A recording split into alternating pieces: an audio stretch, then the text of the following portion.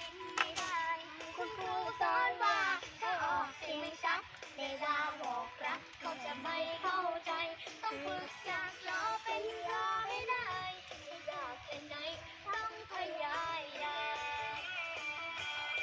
ต้องขอบคุณครูภาษาไทย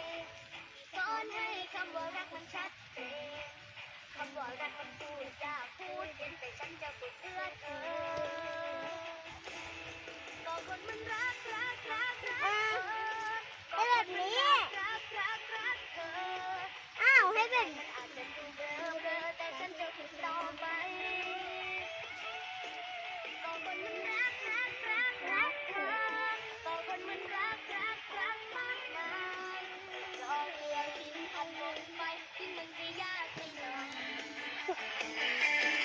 ก็คนมันรักเธอก็คนมันรักเธอแต่แรกมันอาจจะเกิดแต่ฉันจะฝึกต่อไปให้มันเต้นเอาไว้ไปนี่เดี๋ยวมาเต้นก็คนมันรักมากมาย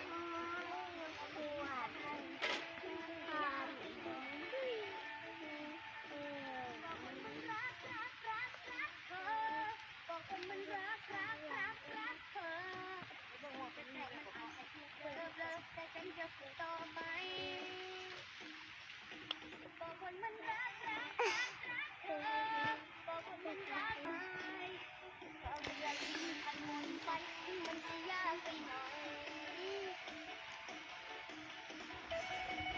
เอาเพลงไหมเอาเพลงหยา